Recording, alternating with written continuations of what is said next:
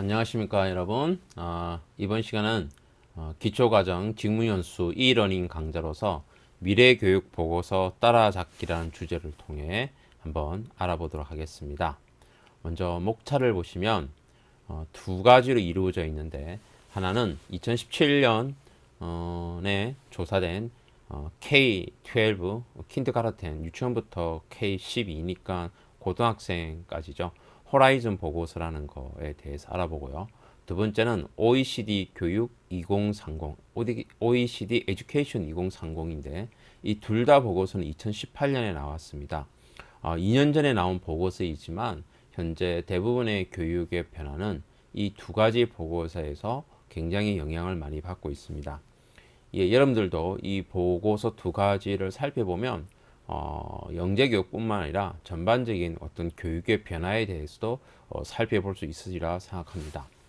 그럼 이 두 가지 보고서를 살펴보기에 앞서서 영재교육 기초과정이기 때문에 제가 이제 영재교육에 대해서 약간 서론적인 부분을 안내하고 이 두 가지 보고서를 살펴보도록 하겠습니다. 먼저 누가 영재인가 라는 부분에 대해서는 영재 교육에 입문하시는 많은 분들이 고민을 많이 하는 부분들입니다. 보통 영재라 그러면 뭔가 천재적인 사람을 생각하는데 그러지는 않고요. 이 칙센트 미아이라는 사람이 이 장의성의 절곰이라는 책에서 영재라는 것은 창의성을 내보내는 것이기도 하지만, 일단 이런 창의성을 내보이기 위해서는 많은 사람들로부터 인정을 받아야 된다는 점을 굉장히 강조했습니다. 결국 이 책에서 이야기하는 영재라는 것은 그 사람이 속한 영역에서 독창적인 업적을 남기는데 그게 가치가 있어서 사회로부터 인정을 받은 사람을 우리가 영재다, 또는 더 나아가서 천재다라고 할 수 있는 거죠. 결국은 어린 학생들에 대해서는 우리가 영재라고 부를 수가 없다는 거예요. 그렇다면은 우리가 영재학생이라고 하는 것은 무엇을 의미하느냐? 바로 그것은 영재가 앞으로 될 가능성이 있는 학생이라 볼 수가 있습니다. 그래서 영재 가능 학생이라고 부르기 힘드니까 영재학생이라고 한다, 이렇게 받아들이시면 좀 더 쉽지 않을까라고 생각이 듭니다. 따라서 이 말은 누구나 영재가 될 수 있는 가능성을 가지고 있기 때문에 본인에게 맞는 그런 잠재력을 키울 수만 있다면 누구나 그 분야에서의 영재로 성장할 수가 있다라는 이야기입니다.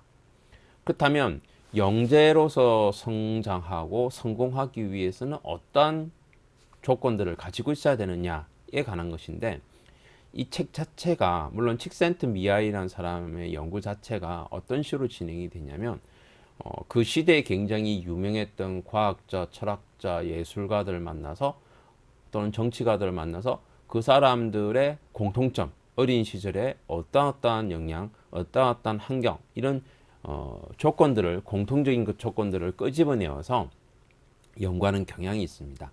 그래서 이 수많은 우리가 오늘날 영재라고 부르는 피카소라든가 노벨상을 받은 사람들, 이런 사람들하고 인터뷰를 통해서 공통점을 찾아낸 게 세 가지입니다. 첫 번째는 타고난 재능이 있어야 된다. 쉽게 얘기하면 유전적인 요인이라고 볼 수 있겠죠. 그러니까 재능이라는 것은 하늘에서 주어지는 건데, 따지고 보면 유전적인 거죠. 신이 주어지는 것보다는 진화에 의해서 또는 유전에 의해서 자손끼리 넘겨지는 부분이니까, 즉 선천적 재능을 가지고 있어야 되고, 이런 재능을 가진 사람이 어떤 자신의 뭔가를 뽐낼 수 있는 기회와 환경을 가질 때, 이럴 때 영재로서 성장할 가능성이 있다는 거죠. 아무리 선천적 재능을 타고났어요. IQ도 좋고 부모님도 그런 미술 분야의 대가이고, 그런데 그런 학생이 한 번도 미술 교육이라든지 이런 기회를 받지 못한다면 평생 그런 자신의 재능을 꽃피우지 못할 거 아니에요. 따라서 어떤 재능을 가지고 있다면 그 사람이 그것을 해볼 수 있는 기회와 환경을 가지도록 하는 것이 중요하지 않을까라고 생각해 봅니다. 그러면 이 두 가지만 있으면 되느냐? 아니죠. 한 가지가 더 필요합니다. 그게 바로 뭐냐? 본인의 노력입니다. 아무리 타고난 재능이 있어도 물론 남들보다 손쉽게 또 빠르게 그런 훈련 이런 거를 소화해내고 학습해낼 수 있을 것입니다. 그렇지만 더 중요한 것은 본인이 노력하지 않으면 안 된다는 것입니다. 결국은 이 세 가지가 맞물려 돌아갈 때 영재로서 성공할 수가 있다는 거죠.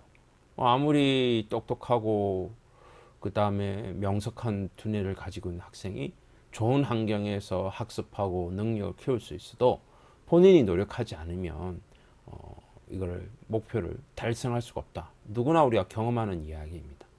자, 그렇다면 이 세 가지 중에서 여러분들은 뭘 해줄 수 있나요? 어떤 학생이 있습니다. 영재가 될 가능성이 굉장히 높은 학생이 있는데 이 학생에게 무엇을 해줄 수 있나요? 선천적 재능을 줄 수 있나요? 없습니다. 이건 부모님이 주는 것이니까. 그렇다면 대신 노력해 줄 수 있나요? 뭐 노력하라고 압박을 가할 수 있으나 그렇지만 마음속에서 우러나지 않으면 그런 노력은 헛되지겠죠. 결국은 교사가 해줄 수 있는 것은 바로 교육 기회와 교육 환경을 제공하는 것입니다. 이런 교육 기회와 교육 환경을 학생들이 잠재력을 뽐낼 수 있도록 제공하는 것, 그게 바로 영재 교육이다. 이게 저희 철학입니다. 그러니까 여러분들이 영재 교육에 입문해서 영재 학생들을 지도한다. 이 말의 의미는 그 학생들이 가지고 있는 재능을 성장시킬 수 있도록 다양한 교육 기회와 교육 환경을 제공하는 것. 그것이 바로 영재 교육이다. 이렇게 생각하시면 자신이 앞으로 영재 교육에서 나아갈 방향 이런 부분들 또 수업에서 다뤄야 할 내용들 그런 것들이 무엇인지 좀 더 폭넓게 이해할 수 있는 근거가 되리라고 봅니다. 그런데 놀랍게도 이와 같은 그 재능이라는 부분이 노력과 어떠한 관계가 있느냐. 물론 이거를 물리적으로 뭐 측정하거나 할 수는 없습니다. 그럼 이건 뭐냐? 심리학회 미국에서 측정한 거라기보다는 이제 질문한 거죠. 어느 정도 연관성이 있겠느냐, 몇 퍼센트 정도 되겠느냐, 이렇게 질문했을 때 나타난 겁니다. 보면 알겠지만 교육 부분에서는 재능이 거의 대부분을 차지한다고 되어 있습니다. 노력은 한 4%, 그에 반해서 스포츠, 음악, 게임 쪽으로 갈수록 노력이 더 많은 비중을 차지한다라고 얘기하고 있습니다. 결과적으로 공부한다는 것은 사실 쉽지 않습니다. 운동도 역시 재능적 요소가 큽니다.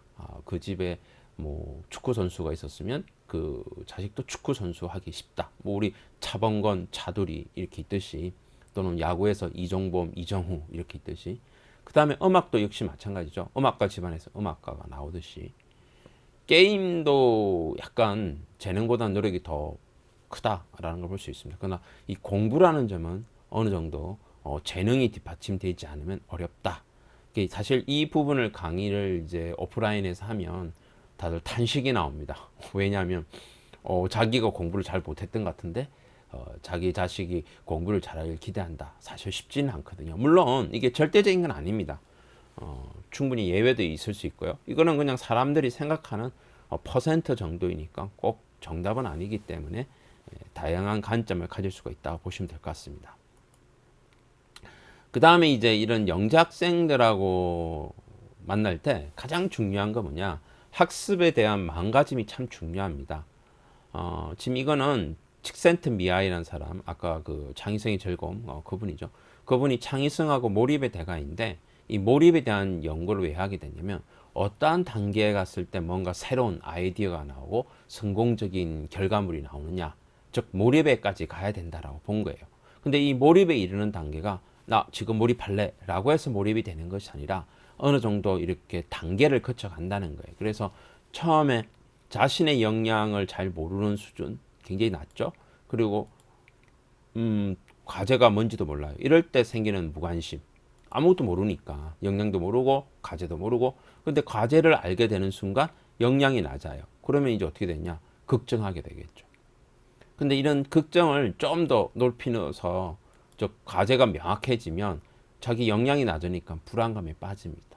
이렇게 불안감에 빠졌을 때 어떻게 되냐? 내가 역량을 높여야겠다. 각성을 하게 되고 오랜 시간을 거쳐서 이 각성 단계에서 즉 공부를 하게 되는 거죠. 이와 같이 공부를 해서 어느 정도 그 양이 쌓였을 때 드디어 몰입 단계로 넘어가게 돼서 역량 수준이 최고조에 달하겠죠. 그래서 문제가 해결되면서 새로운 아이디어나 창의적인 결과물을 낸다. 이게 이제 몰입에 대한 거예요. 근데 이 밑에는 거는 뭐냐?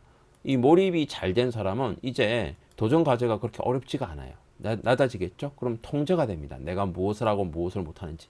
결국 우리가 어느 학문에서 어느 수준에 도달하면 어떤 전문가라든가 잘하게 되면 그 다음부터는 자유자재로 능수능란하게 하게 되죠. 이게 통제 단계예요. 그런데 이런 사람들이 과제를 새롭게 발굴하지 않고 그냥 내버려 두면 어떻게 됩니까? 느긋해집니다.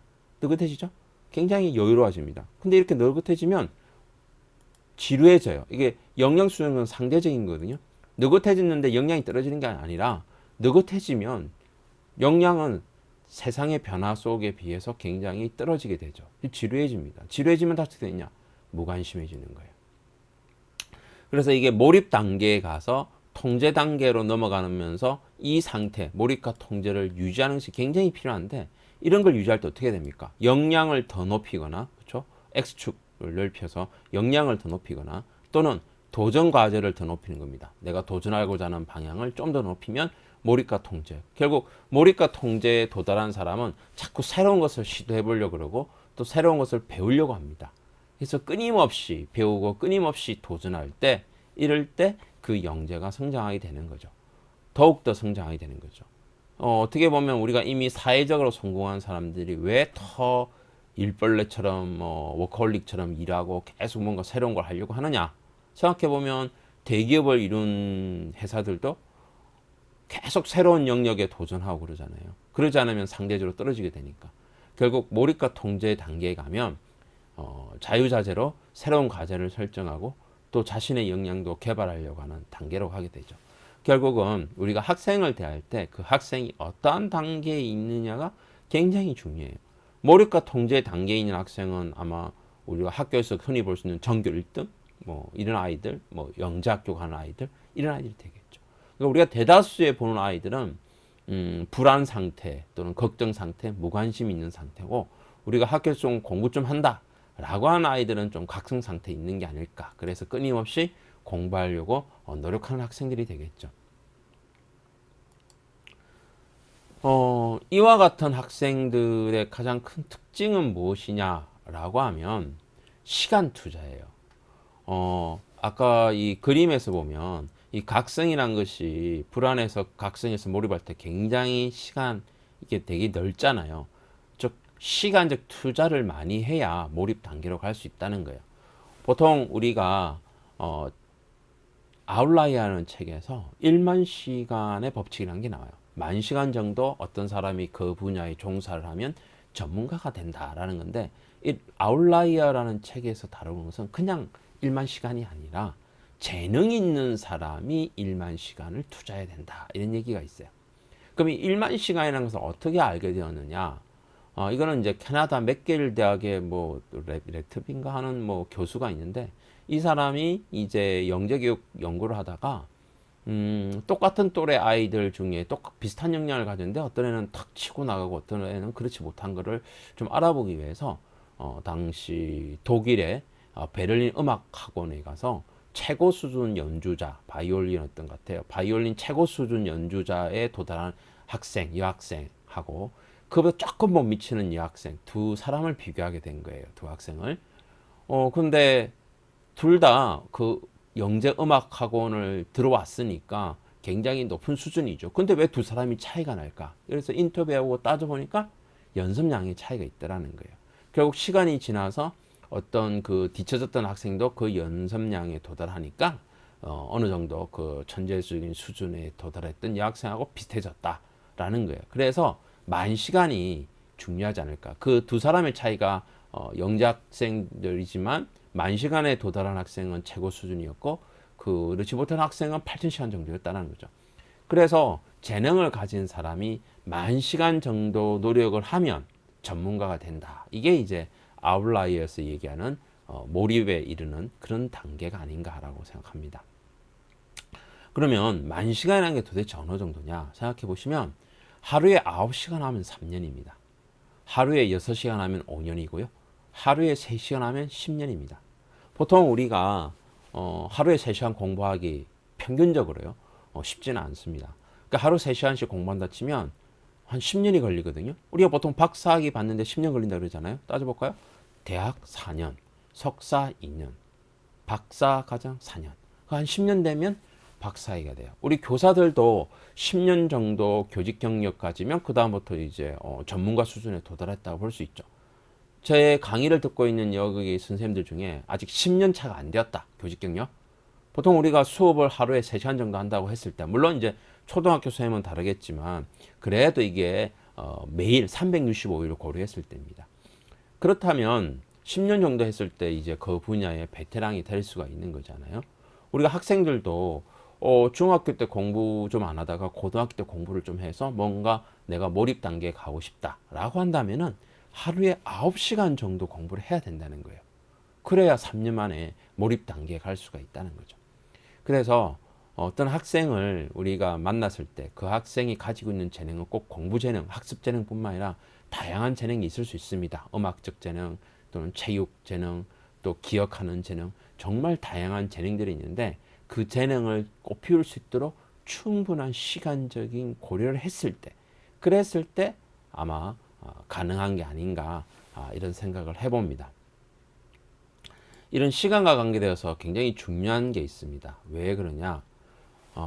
지능하고도 연관이 있습니다. 지금 보면 척두엽, 여기 옆에 있는 척두엽, 요거는 이제 주로 감정, 언어, 청각이니까 기억을 담당합니다. 그 다음에 후두엽, 후두엽은 시각입니다. 그러니까 물체를 보면 이 망막을 통과해서 이 머리 뒤끝에 있는, 맨 뒤에 있는 후두엽을 자극시킵니다. 그리고 전두엽, 모든 것을 의사결정하는 전두엽, 그 다음에 운동 명령을 내리는 두정엽. 이렇게 대뇌피질, 그 껍질이 있는 거죠. 이 대뇌피질의 주름이 어느 정도 져 있느냐에 따라서 뇌가 발달하게 되겠죠. 근데 이 뇌라는 것은 사실 이 뒤에서부터, 후두엽부터 발달합니다. 후두엽은 3세에서 한 4세부터 시작하거든요. 그래서 시간이 점점 지나서 이 전두엽까지 도달하는데, 발달하게 되는데, 이 전두엽이 발생되는 시기가 언제냐? 13세부터 굉장히 발달하기 시작하죠. 그러니까 초등학생, 일반적인 초등학생은 전두엽이 잘 발달되어 있지 않기 때문에 뭔가를 의사결정하기 어려워합니다. 그럼 전두엽이 청소년기 한 17살쯤 되면 성인의 한 85%까지 성장한다 그래요. 그리고 25살 때까지 성장해요. 거의 99%가. 물론 어른이 되어도 성장하지만, 죽을 때까지 성장한다지만 대부분은 25세 전후로 거의 발달이 끝난다 그래요. 그래서 이 나이가 많아질수록 자기의 의사결정이 딱 강해지니까 다른 사람 말을 안 듣게 되죠. 그래서 25살이라고 그러면 어떻게 됩니까? 대학생 때까지입니다. 즉 대학생 때까지 전두엽을 발달시키지 못하면 더 이상 이게 발달하기 어렵다는 거예요. 물론 기억을 담당하는 척두엽이나 두정엽은 계속 발달시킬 수가 있어요. 그렇지만 전두엽이 우리가 의사결정하거나 여러 가지 창의적인 활동을 하는 데서 굉장히 중요한 부분이기 때문에 이런 전두엽을 발달시키는 것이 중요하다는 이야기입니다. 사실 따지고 보면 우리 학교 교육은 주로 후두엽, 척두엽, 두정엽 요 세 가지로 이루어진다고 볼 수 있어요. 수학 문제를 봅니다. 이건 내가 풀어본 적이 없는데? 그럼 처음에는 의사결정을 한 다음에 두정엽까지 가서 문제를 푸니까 이 뇌 전체를 쓰게 되죠. 근데 반복해서 연습하면 이 문제 봤네? 지난번에 풀어봤네? 이렇게 풀면 됐네. 결국 후두엽, 척두엽, 두정엽만 쓰게 되는 일이 벌어지게 되는 거죠. 어떻게 보면 지금까지 우리가 학습하고 있는 거, 학생들이 시험 공부하는 것들은 주로 문제를 많이 풀어볼수록 유리해지는 측면이 있습니다. 왜냐? 전두엽을 거의 쓰지 않는 거죠. 그런데 영재 교육에서 우리가 프로젝트라든가 이런 거 할 때 굉장히 요구되는 것은 뭐냐? 바로 의사결정에 관한 부분들이 굉장히 많이 요구되고 있죠. 따라서 우리가 앞으로 교육이라는 측면에서 뭘 활성화시키는 것이 중요하냐?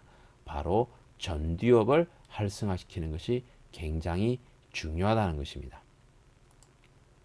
그리고 이 뇌에 관해서 따지고 보면 이 뇌는 계속 발달을 합니다. 이걸 신경가소성이라고 그러는데 뇌의 신경이, 그러니까 하나를 기억하는 것이 뭔가 봤을 때 한계라 그러면 그것이 뇌 안에 100조 개 가까이 들어갈 수가 있는데 이게 7살쯤 되면 다 찹니다. 그러면 지금부터 가지치기를 하거든요.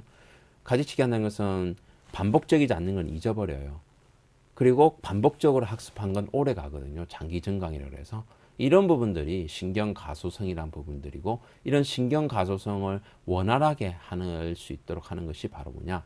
경험에 관한 것이고, 이런 경험들은 다중적인 걸로 오지 않고, 그러니까 한 번에 한 가지씩 할 때 만들어지게 되고, 또 이런 가지치기 등에 의해서 긍정처리 정보하는 영역이 더 넓다라는 것을 알 수가 있습니다.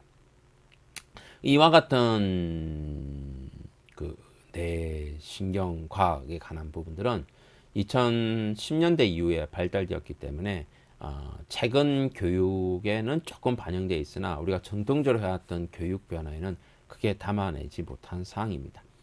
이상 같은 내용을 바탕으로 이제 미래 보고서들을 한번 살펴보도록 하겠습니다. 호라이즌 보고서는 미국 뉴미디어 컨소시엄과 학교 네트워킹 컨소시엄이 협력해서 공개하는 자료인데요. 이게 현재는 2020년 거 나와야 되는데 너무 빨리 변하다 보니까 잘 못 내고 있는 것 같아요. 어쨌든 조만간에 나올 걸로 보여집니다. 아마 2020년은 2021년으로 달고 나올 것 같습니다. 이 보고서에서 얘기하는 것 중에 하나는 단기, 중기, 장기로 교육에 필요한 기술들 또는 유행이 될 것을 제시하고 있습니다. 일단 지나간 거 볼까요? 2017년에 나와서 미래 2, 3년, 4, 5년을 예비한 거니까 이미 우리 지금 입장에서는 지나간 거예요. 코딩 교육과 스팀 교육 뭐 지나갔죠. 물론 하고 있습니다. 그 다음에 2020년부터 2024년 사이에 유명하게 될 게 리디자인 러닝 스페이스라는 게 있어요. 이걸 이제 우리말로 보려면 학습 공간 재설계. 좀 이따 설명드리겠습니다. 그 다음에 그로잉 포커스 온 메저링 러닝, 그러니까 평가 학습에 관한 평가에 대한 관심을 받는 거죠. 그 다음에 2025년 이후에는 Deep Learning Approach라는 거 있습니다. 이걸 우리가 번역하면 심층 학습법이라는 것이 있어요. 이것도 좀 이따 설명을 드리겠습니다. 그 다음에 나오는 것이 이제 뭐 이노베이션, 혁신 문화에 관한 이야기입니다. 자, 그러면 리디자인 러닝 스페이스, 틀렸네요. 러닝 스페이시스, 이건 무슨 얘기냐? 무슨 얘기일까요? 학습 공간을 재설계한다는 이야기입니다. 잘 보시면 전통적인 수업은 이렇게 선생님이 앞에 있고 그 다음에 학생들을 쳐다보는 이런 수업이었어요. 근데 요즘의 수업 활동은 어떤 거냐? 서로 이렇게 읽기, 서로 의논하기, 뭐 서로 발표 연습하기, 뭐 영상 제작하기, 서로 가르치고 설명하기, 이런 수업 활동, 즉 모둠 활동, 배움 중심 활동, 이런 수업이 이루어지다 보니까 기존 교실 환경은 이걸 담보내지 못해요. 그러다 보니까 이와 같이 교실들을 좀 쪼개야 되지 않느냐, 영역별로. 그래서 학생들이 자유롭게 돌아다니면서 조사하는 공간, 발표하는 공간, 뭘 개발하는 공간, 뭔가 촬영하는 공간, 그 다음에 뭔가 상호작용하는 공간, 이런 공간들로 바뀌어야 되지 않느냐, 이런 얘기를 많이 하게 되는 거죠. 현재 우리나라 정부에서는 뭐 특히 과학교육 쪽이죠. 창의융합형 과학실이라는 것을 진행했습니다. 프로젝트가 가능한 교실. 이 프로젝트는 아까도 말씀드렸지만 전두엽을 활성화시켜야 가능한 내용들이거든요. 그리고 이거를 이제 우리나라에서는 전시, 복도의 전시 공간, 그 다음에 창작 공간, 그 다음에 발표 공간, 학습 공간, 실험 공간, 토론 공간. 이게 이제 전통적인 과학실을 병영해서 만든 창의융합형 과학실이라는 곳입니다. 그리고 이제 2021년부터 제4차 과학교육 종합계획에 따라서 지능형 과학실이라는 것을 만들게 되는데, 이 지능형 과학실은 창의융합형 과학실에 온라인 플랫폼이 결합이 되는 거예요. 온라인 플랫폼은 뭐냐? 학생들이 자기주도 학습 능력을 키우기 위해서 뭐 평가를 뭐 스스로 해본다든가, 또는 가상 실험을 해본다든가, 또는 데이터를 분석하는 거, 인터넷상에 있는 데이터, 빅데이터를 이용해서, 그리고 보고서를 스스로 작성해 본다든가, 이와 같은 것들이 온라인상에 담겨져서 누구나 접근 가능하게 한다는 거죠. 이와 같은 환경의 변화를 우리가 리디자인 러닝 스페이스라고, 학습 공간 재설계라고 얘기합니다. 자, 그러면 요거는 지금 현재 진행되고 있어요. 그죠? 여기 보셨지만 2020년부터 2024년이니까 계속 하고 있습니다. 우리나라는 2018년부터 진행이 되었거든요. 계속 꾸준히 하고 있는 상황이고요. 그리고 이거는 이제 앞으로 올해 내년 사이 이루어질 일이고요. 그러면 여기 지금 나왔던 2025년 이후에 신청학습법이란 게 뭐냐? 이런 공간을 만든 다음에 이루어질 내용들이에요. 즉 심층학습법은 뭐냐? 뭐 비판적 사고, 문제 해결, 협력 및 자기 주도적 학습을 통해서 뭐 배운다, 실세계와 연결한다, 새로운 지식과 기능을 익힌다 하는데 우리가 흔히 쉽게 얘기하는 신층학습법은 지금 여기 있듯이 프로젝트 학습, 도전 학습, 탐구 학습 등의 학습 경험을 제공한다 되어 있습니다. 대표적인 게 프로젝트 학습이에요. 즉 프로젝트 학습을 위해서 학습 공간 재설계가 필요했던 부분인 거죠. 이 얘기는 앞으로의 대부분의 교육은 교사가 강의하는 형태가 아닌 학생들이 문제를 발굴하고 그 문제를 해결하기 위해서 한다는 거예요.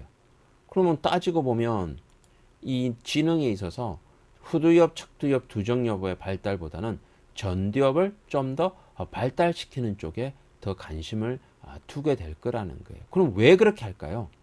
이런 측두엽이나 후두엽, 두정엽 이런 부분들은 이제 인간이 아닌 기계의 영역, 즉 AI가 발달하게 되면 더욱더 기억하는 부분들은 인공지능이 하게 되겠죠.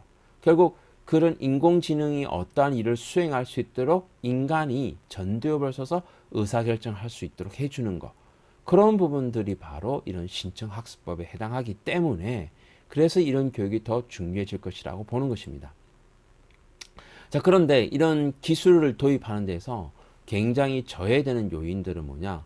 자, 실세계를 경험한다. 또는 디지털 리터러시를 개선한다. 이거는 이제 지금 하고 있습니다. 사람들이 많이 이제 받아들이기 시작했어요. 이건 이제 이해도 쉽고 쉽게 해결 가능하기 때문에 잘 받아들이고 있어요. 근데 이제 이해는 되는데 해결이 다소 어려운 게 뭐냐? 교사의 역할 변화예요. 기존의 교사가 중심이 되어서 지식을 전달하는 것이 아니라 이제 학생들이 문제를 발굴하고 스스로 해결할 수 있도록 협력자, 조력자 역할로 바뀐다는 거. 이거 쉽지 않잖아요. 또 하나는 데이터나 패턴을 익힐 수 있도록 하는 요즘 컴퓨팅 사고라고 얘기하잖아요. 뭐 코딩에서 필요한 알고리즘이라든가 이런 부분들이 해결이 잘 안 돼요. 왜냐하면 교사들이 그런 교육도 받지도 않았고 현재 정규교과에 있는 부분들이 이런 게 약하기 때문인 거죠.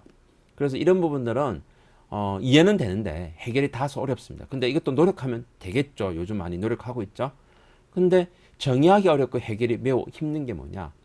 성취도라는 부분이 있어요. 이 성취도라는 차이를 따라잡기 쉽지 않고 어떻게 정의하느냐? 지금의 우리가 성취도 차이는 지식 개념의 이해 정도잖아요. 그런데 이 새로운 시대가 오면 이 전두엽을 쓰고 이런 것들에 대한 성취도를 어떻게 정의하지? 정의도 어렵습니다. 그리고 이걸 어떻게 차이를 극복하지? 어려워요. 또 하나는 리더십이에요. 즉 학교장, 관리자의 변화예요. 왜냐하면 지금 여러분들 학교가 뭔가 활성화가 잘 되고 있다. 이런 새로운 기술을 도입해서 새로운 방식으로 학생들의 프로젝트 학습을 잘하도록 하는 거는 학교장의 의지가 굉장히 중요합니다. 그래서 이것도 사실은 뭐 관리자의 역량 정의하기 어렵고 해결이 매우 힘든 거예요.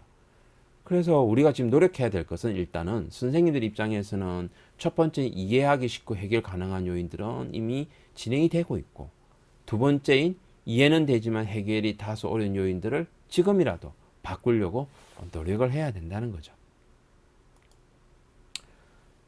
따라서 이와 같은 노력들로 인해서 우리 교육 현장에 들어온 걸 보면 2018년도에 메이크스페이스 그죠? 메이커 교육 들어왔습니다. 무한 상상실이라고 하는 거 학교 현장에 들어와 있습니다. 그 다음에 로보틱스 들어왔습니다. 요즘 아이들 뭐 인공지능이라고 하지만 코딩 로봇 교육 초등학교에서 굉장히 많이 하죠. 영재교육에서도 하고 있습니다. 2019년, 20년도에는 이제 어널리틱 테크놀로지에서 이제 데이터 분석하는 기술들이 들어옵니다. 현재 통계, 수학 이런 부분에서 굉장히 많이 활발히 이루어지고 있고 과학 교육에서도 데이터 기반 교육 이런 것들이 이루어지고 있습니다. 그 다음에 VR을 활용해서 뭐 기능을 익히고 경험을 쌓는 거 이런 것도 이제 들어오고 있습니다. 특히 마이크로소프트사의 홀로렌즈 2라는 그런 게 있는데 그거는 굉장히 막강한 이런 교육 지혜를 제공합니다. 시간 되실 때 유튜브 검색해 보시면 아마 깜짝 놀란 가상 세계를 보시게 될 겁니다. 그 다음에 이제 2021년, 이제 올해죠. 물론 이게 이제 코로나 시대에 의해서 좀 딜레이 된 부분이 있습니다. AI가 이제 교육 현장에 들어오고, 그 다음에 IoT가 들어와서 이런 것들을 다루는 이제 교육 환경이 제공되기 때문에 이런 부분들이 앞으로 온다라고 호라이즌 보고서에서 예측이 되었고요. 물론 코로나 때문에 좀 늦어지기는 했으나 그래도 조만간에 다가올 것이기 때문에 여기 계신 선생님들도 이와 같은 경험들을 쌓는 것이 필요하지 않을까라는 생각을 해봅니다. 결국은 그동안 우리가 1, 2차 산업혁명을 통해서 현실 세계를 이해했고 3차 산업혁명을 통해서 디지털 문명이 시작이 되었습니다. 그리고 지금 4차 산업혁명 시대는 가상세계, 현실 세계에 반대되는 가상세계를 다루게 될 것이고 이와 같은 가상세계 속에서 가장 중요한 역할을 하는 것이 바로 인공지능입니다. 데이터를 수집하고 그 데이터로부터 빅데이터의 정보를 만들어내고 그런 정보를 가지고 예측하고 맞춤을 줄 수 있는 것이 인공지능에 의해서 인간들이 쓸 수 있는 아날로그로 바로 현장의 눈에 나타나는 현실 세계화 되는 3D 프린터, AR, VR, 게임, 핀테크, 블록체인, 플랫폼 같은 것들이 만들어지는 거죠. 보다 자세한 사항은 제 본 강의라든가 이 책에서 살펴볼 수 있을 것입니다.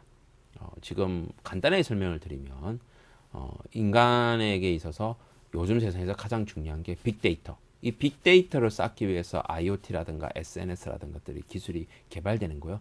이런 빅데이터를 자유롭게 분석하고 예측하고 판단해 줄 수 있는 거. 이게 이제 인공지능의 역할이고 이 인공지능에 의해서 우리 눈에 보이는 것이 프린팅, 3D 프린터, 그 다음에 프린팅돼서 나오는 물건들, AR, VR, 게임 이런 것들이 되겠죠. 며칠 전에 뉴스를 보니까 고기도 3D 프린터로 만들더라고요. 고기의 영양분을 분석해서 그와 같은 식감과 맛을 내는 인공 소고기를 만들어내고 있더군요.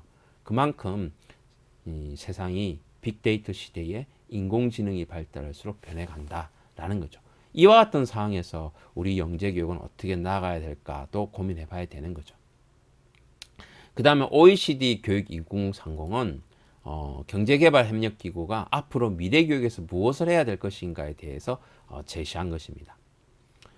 이거는 2003년부터 2005년 사이에 OECD에서 데세코라는 것이 있었어요.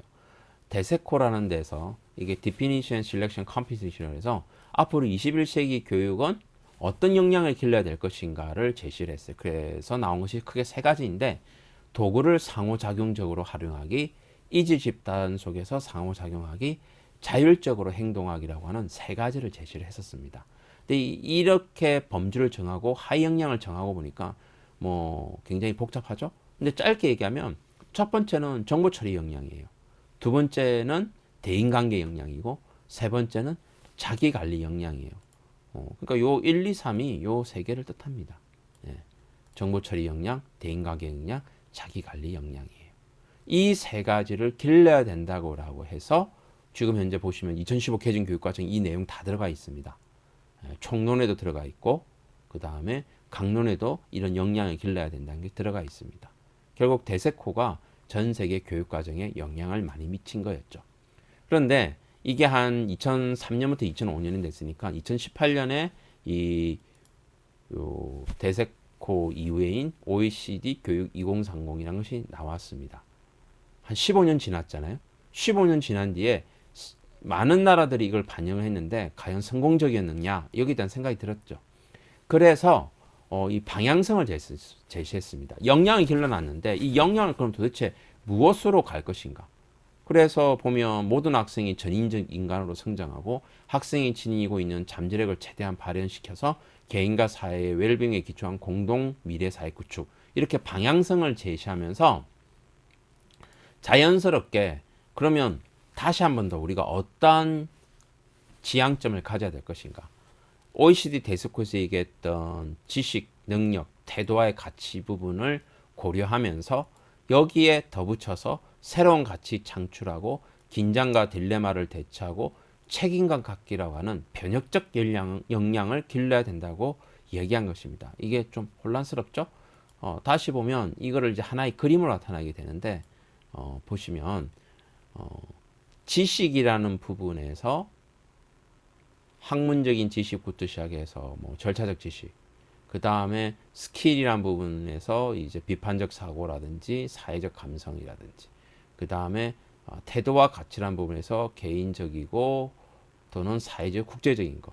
요게 컴피던시라고 얘기했어요. 이 컴피던시를 간단하게 나타내는 게 정보 처리 역량, 대인각 역량, 자기 관리 역량이에요. 저는 이제 이렇게 보고 있습니다.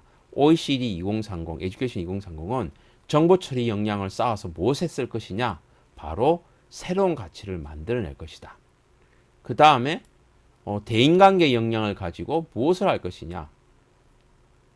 긴장과 딜레마를 해소해야 된다. 집단 내에서 일어나는 일이죠. 그 다음에 자기 관리 역량을 쌓으면 무엇을 할 것이냐? 그게 바로 책임감을 가져야 된다는 거예요. 이와 같은 방향성을 보면 실제 영재교육은 앞으로 이렇게 변화되었으면 좋겠다라는 거예요.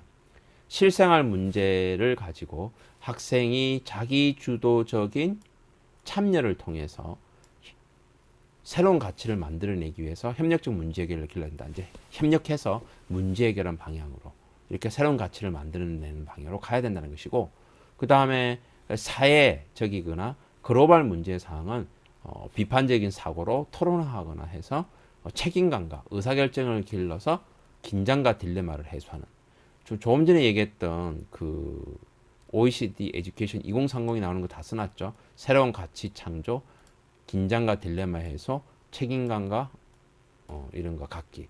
결국은 이런 부분들을 갖추기 위해서 우리가 앞으로 영재교육이 나아갈 방향이 뭐냐? 실생활 문제를 가지고 한다든가 사회 및 글로벌 문제를 가지고 진행한다는 얘기예요. 따지고 보면 그동안 과학교육과 기술교육, 물론 영재교육에 굉장히 많은 영향을 미치고 있습니다. 스팀까지 왔죠. 과학에서는 STS부터 시작해서 SSI랑까지 발전되어 있습니다. 사회 문제, 글로벌 문제를 토론 중심으로 가는 거고요. 그 다음에 기술교육에서 MST, STEM, 그리고 과학과 만나면서 STEAM 교육이 됐는데, 결과적으로 얘네들은 문제 해결이에요. 결과적으로 제가 결론을 내리고 싶은 거는 영재교육의 앞으로의 방향은 의사결정과 문제 해결이 가장 핵심이다. 그래서 의사결정에 관한 것, 문제 해결에 관한 것으로 가야 된다. 이게 미래교육 보고서가 제시하는 방향성이라고 볼 수 있고, 의사결정하는 수업, 문제 해결을 높이는 수업, 이런 수업들이 필요하다는 거고, 그러면 어떠한 내용을 갖고 할 것이냐? 이건 이미 유엔에서 발표를 했어요. 지속 가능 발전 목표라 그래서 SDGs, Sustainable Development Goals라 그래서 총 17개를 제시했습니다. 최근에 그 더 타임지에서 대학 그게 어떤 역량을 평가할 때도 SDGs의 수업 또는 교육 역량이 얼마나 되느냐가 평가 지표도 들어갔습니다. 따지고 보면 여기 다뤘던 17개는 앞으로 우리 인류가 살아갈 내용이고, 의사결정도 필요하고 문제 해결도 필요한 영역이에요. 그래서 앞으로의 영재교육의 방향뿐만 아니라 우리 아이들이 나중에 어른이 되었을 때 자신의 잠재력을 뽐낼 수 있는 영역이 바로 이 영역들이라고 보여집니다. 이 17개의 영역. 따라서 결론적으로 얘기해서 이 17개의 영역을 어떻게 의사결정하고 문제 해결할 것인가. 이게 영재교육의 앞으로의 주된 방향이 될 것이다. 이런 부분들이 미래교육과 관련된 보고서에서 최종적으로 내릴 수 있는 결론이라고 볼 수가 있습니다. 제가 좀 말이 빠르긴 했으나 여러분들이 영상을 정지해서 보거나 하시면 그 파워포인트 내용, 물론 이제 읽기 자료로도 파워포인트 그대로 나갑니다. 말로 설명하려니 뭐 굳이 영상이 있으니까 그럴 필요가 없었어요. 그래서 잘 보시면 되고요. 보다 자세한 내용은 본 강의에서 찾아뵙도록 하겠습니다. 오늘 강의는 여기까지 하도록 하겠습니다. 혹시 궁금한 점이 있으시면 이메일로 주시면 답변 드리도록 하겠습니다. 오늘 강의 여기서 마치겠습니다. 예, 감사합니다.